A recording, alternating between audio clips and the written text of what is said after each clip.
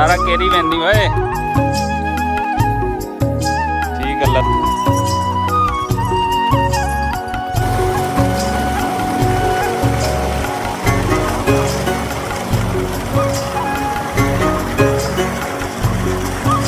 अस्सलाम वालेकुम सज्जनों बेलियो तो मित्रों ਤੁਹਾਡਾ ਕੀ ਹਾਲ ਚਾਲ ਹੈ। ਉਮੀਦ ਹੈ ਸਾਰੇ ਠੀਕ ਠਾਕ ਹੋਣਗੇ ਤੇ ਵਧੀਆ ਹੋਣਗੇ ਇਨਸ਼ਾਅੱਲਾ। ਨਾਲ ਲੈਂਦੇ ਪੰਜਾਬ ਤੇ ਛੱਡਦੇ ਪੰਜਾਬ ਤੇ ਜਿੱਥੇ ਜਿੱਥੇ ਵੀ ਸਾਡੇ ਭੈਣ ਭਰਾ ਸਾਡਾ ਵਲੌਗ ਦੇਖਦੇ ਪਏ ਹੋਣਗੇ ਮਾਸ਼ਾਅੱਲਾ ਫੈਮਿਲੀ ਸਮੇਤ ਜਿਹੜਾ ਖੁਸ਼ਬਾਸ਼ ਹੋਣਗੇ ਸਾਨੂੰ ਪੂਰੀ ਉਮੀਦ ਹੈਗੀ ਇਨਸ਼ਾਅੱਲਾ। ਤੇ ਅੱਗੇ ਵਧਦੇ ਹਾਂ, ਅੱਜ ਦਾ ਵਲੌਗ ਕਰਦੇ ਹਾਂ start.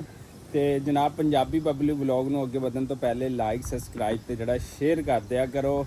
Facebook page TikTok account ਤੇ YouTube ਚੈਨਲ ਤੇ ਸਾਡਾ ਹੌਸਲਾ ਵੱਧਦਾ ਹੈਗਾ ਤਾਂ ਕਿ ਅਸੀਂ ਤੁਹਾਨੂੰ ਇਹੋ ਜਿਹੇ ਬਿਊਟੀਫੁਲ ਵਿਊ ਦੀਆਂ ਤੁਹਾਨੂੰ ਵੀਡੀਓ ਤੁਹਾਡੇ ਨਾਲ ਸ਼ੇਅਰ ਕਰਦੇ। ਤੁਹਾਡਾ ਬਾਹਰ ਬੈਠੇ ਕਿ ਵੀ ਤੁਹਾਡਾ ਜਿਹੜਾ ਨਾ ਦਿਲ ਖੁਸ਼ ਹੁੰਦਾ ਰਹੇ, ਭਾਵੇਂ ਲਹਿੰਦੇ ਪੰਜਾਬ ਹੋ ਚੜ੍ਹਦੇ ਪੰਜਾਬ ਹੋ ਫਰਾਂਸ ਹੋ UK ਇੰਗਲੈਂਡ ਹੋ ਬਰਤਾਨੀਆ ਹੋ ਜਿੱਥੇ ਜਿੱਥੇ ਵੀ ਦੇਖਦੇ ਪਏ ਹੋ ਜਨਾਬ ਆਲਾ।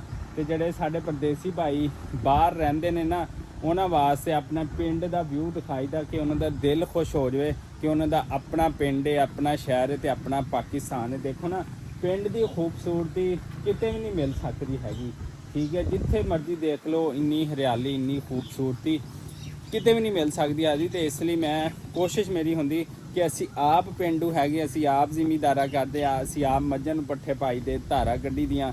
ਤੇ ਪਿੰਡ ਵਰਗੀ ਲਾਈਫ ਕਿਤੇ ਵੀ ਨਹੀਂ ਹੈਗੀ। ਉਹ ਤੁਸੀਂ ਭਾਵੇਂ UK ਚਲੇ ਜਾਓ USA ਚਲੇ ਜਾਓ ਲਾਹੌਰ ਕਰਾਚੀ ਫੈਸਲਾਬਾਦ ਲੈਲਪੁਰਾ ਜਿੱਥੇ ਮਰਜ਼ੀ ਚਲੇ ਜਾਓ, ਜਿਹੜਾ ਸਕੂਨ ਇੱਥੇ ਦੀ ਲਾਈਫ 'ਚ ਹੈਗਾ ਨਾ ਉਹ ਕਿਤੇ ਨਹੀਂ ਹੋ ਸਕਦਾ ਜਨਾਬ ਆਲਾ। ਇੱਥੇ ਸਕੂਨ ਹੀ ਸਕੂਨ ਆ, ਕੋਈ ਪਰੇਸ਼ਾਨੀ ਕੋਈ ਨਹੀਂ, ਕੋਈ ਗੱਲਬਾਤ ਕੋਈ ਨਹੀਂ, ਸਿਰਫ ਸਕੂਨ।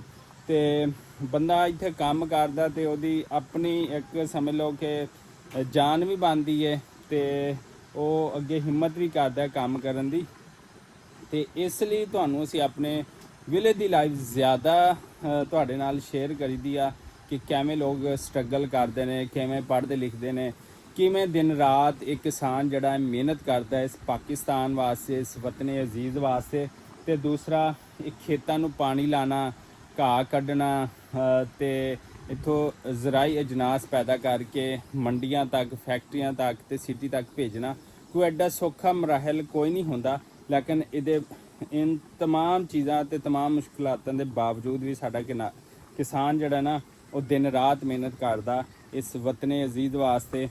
ਨੋ ਡਾਊਟ ਕਿ ਹਰ ਕੋਈ ਆਪਣੇ ਘਰ ਵਾਸਤੇ ਵੀ ਕਰਦਾ, ਲੇਕਿਨ ਜਦੋਂ ਗੱਲ ਆ ਜਾਵੇ ਨਾ ਸਾਡੇ ਪਾਕਿਸਤਾਨ ਦੀ ਸਾਡੇ ਮੁਲਕ ਦੀ ਤੇ ਉਦੋਂ ਫਿਰ ਹਰ ਕੋਈ ਕੋਸ਼ਿਸ਼ ਇਹ ਹੁੰਦੀ ਹੈ ਕਿ ਸਾਡੇ ਮੁਲਕ ਦਾ ਨਾਂ ਅੱਗੇ ਵਧੇ ਤੇ ਵਧੇਗਾ ਇਨਸ਼ਾਅੱਲਾ। ਤੇ ਅਸੀਂ ਇਸ ਲਈ ਮਿਹਨਤ ਕਰਦੇ ਹਾਂ ਆਪਣੇ ਖੇਤਾਂ ਖਲਿਆਣਾ ਵਿੱਚ ਜਿਹੜੀਆਂ ਨਾ ਦਿਨ ਰਾਤ ਸਵੇਰ ਸ਼ਾਮ ਜਿਹੜੀਆਂ ਮਿਹਨਤ ਕਰਕੇ ਤੇ ਇਹ ਸਾਰੀਆਂ ਚੀਜ਼ਾਂ ਅਸੀਂ ਹਾਸਲ ਕਰੀਦੀਆਂ।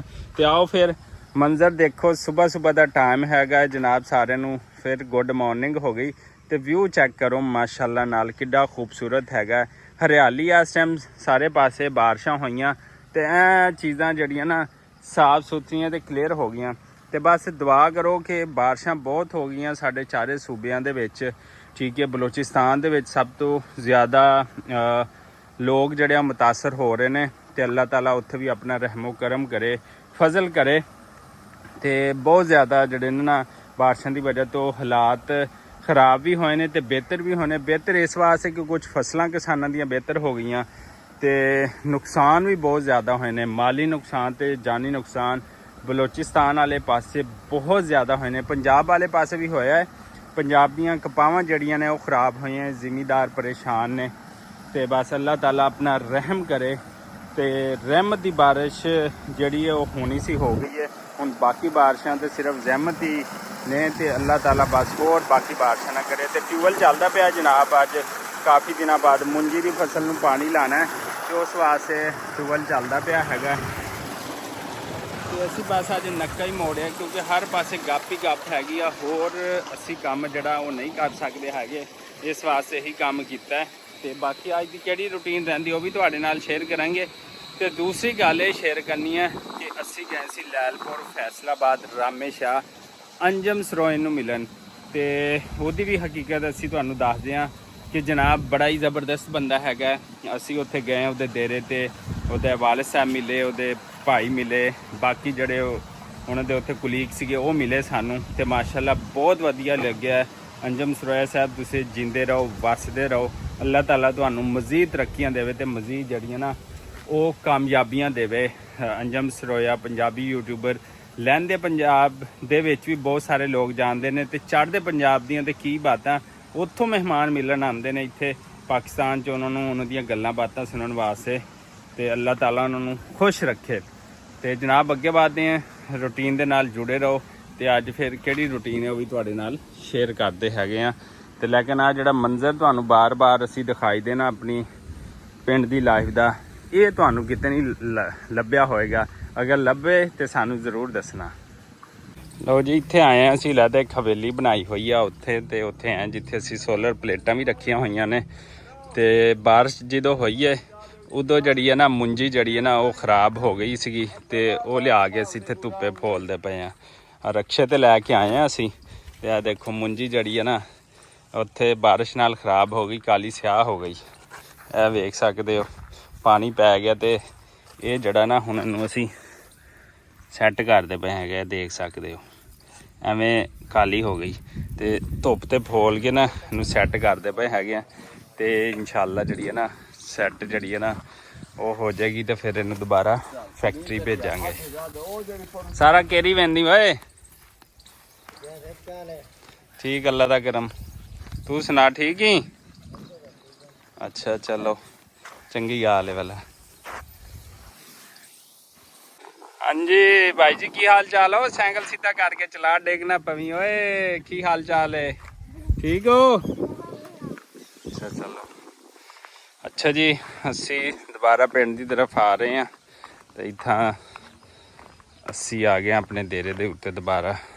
अस्सलाम वालेकुम चाचा सही, क्या हाल है? ठीक हो? तबीयतां सेहतां? ये चाचा जी जड़े ना माशाल्लाह माशाल्लाह। चाचा कितनी उम्र है? हाँ 100 को बुने 100 को माशाल्लाह चाचा जी माशाल्लाह जी। चाचा जी ने साढ़े ते सवारी इन्हां दी साइकिल है ਤੇ 100 ਸਾਲ ਉਮਰ ਹੋ ਗਈ ਤੇ ਹਾਲੇ ਵੀ ਮਾਸ਼ਾਅੱਲਾ ਫਿੱਟ ਕਿਸਮ ਦਾ ਜਿਹੜਾ ਨਾ ਸਾਈਕਲ ਚਲਾਉਂਦੇ ਹੈਗੇ ਨਾ। ਅੱਲਾਹ ਤਾਲਾ ਇਹਨਾਂ ਦੀ ਹਯਾਤੀ ਕਰੇ। ਤੇ ਚਾਚਾ ਜੀ ਦਾ ਆਪਾਂ ਇੱਕ ਦਿਨ ਸਪੈਸ਼ਲ ਇੰਟਰਵਿਊ ਲਵਾਂਗੇ ਪੰਜਾਬੀ ਵਿੱਚ। ਵੈਸੇ ਬੋਲਦੇ ਚਾਚਾ ਜੀ ਸਰਾਕੀ ਨੇ, ਲੇਕਿਨ ਆਪਾਂ ਪੰਜਾਬੀ ਵਿੱਚ ਚਾਚਾ ਜੀ ਦਾ ਨਾ ਉਹ ਕੀ ਕਹਿੰਦੇ ਸਪੈਸ਼ਲ ਇੰਟਰਵਿਊ ਲਵਾਂਗੇ। ਠੀਕ ਹੈ ਚਾਚਾ ਜੀ? ਹਾਂ ਚਲੋ ਠੀਕ ਹੋ ਗਿਆ। ਤੇ ਇਸੇ ਦੁਆਰ ਉਮੀਦ ਦੇ ਨਾਲ ਸਾਨੂੰ ਦਿਓ ਇਜਾਜ਼ਤ। ਅੱਲਾ ਨਿਗਹਿਬਾਨ।